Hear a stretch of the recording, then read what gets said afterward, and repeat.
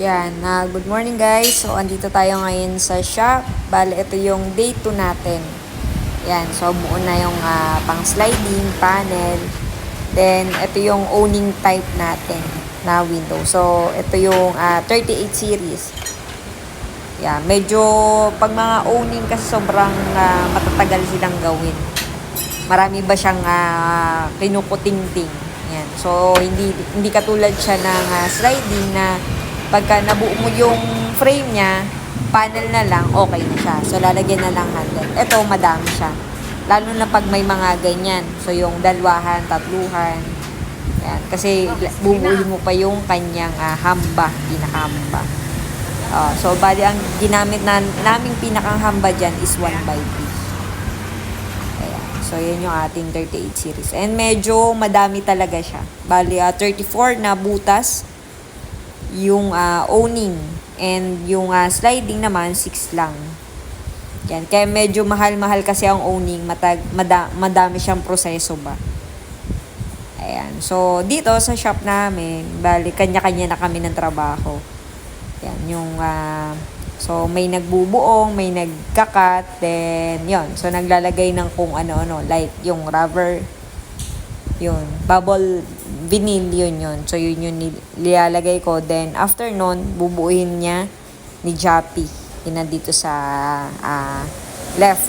Then, si Kuya Ju naman, ang ano niya, siya yung magkakat. So, kung ano yung may cut niya, kami nang bahala na magbuo. Then, after niya mag-cut, so, siya naman magbuo din. So, ganun dito.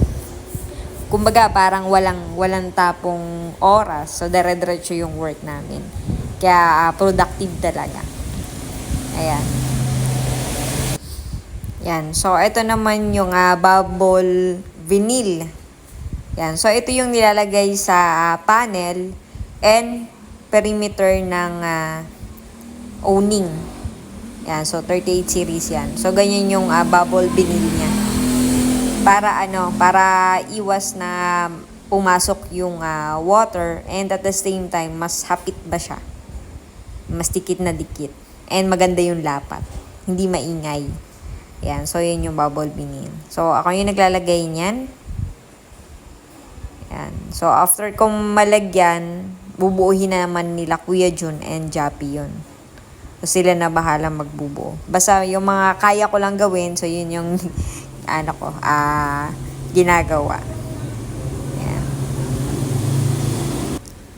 Yan. So, ito naman yung paggagawa o yung kung paano buuhin yung panel and perimeter niya.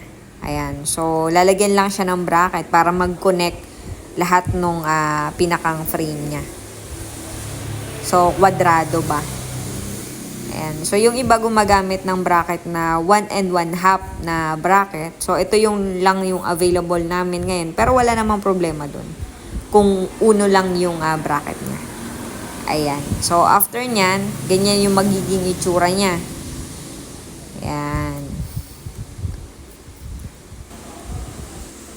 So, yan yung trabaho namin. So, yan, si Kuya Jun, siya yung nagkakat nung aluminum na bubuuhin.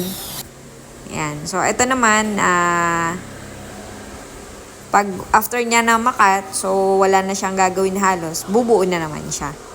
Yan. So, ako naman, yan. So, trabaho ko naman yung mga medyo madadali lang buuhin, like sliding. Yan. So, yung binubuo ko ngayon is pinakang frame ng ating sliding. Yung double jump, head and yung seal niya. Ayan. So, ganun lang yung aming trabaho. Hindi masyado mainip. Kasi maraming trabaho. Hindi ka matetenga ba? Ayan. Mas okay naman yung kaysa yung nakaupo lang talaga. Ayan. So, kompleto na guys yung aming owning. Meron na ding handle yung iba.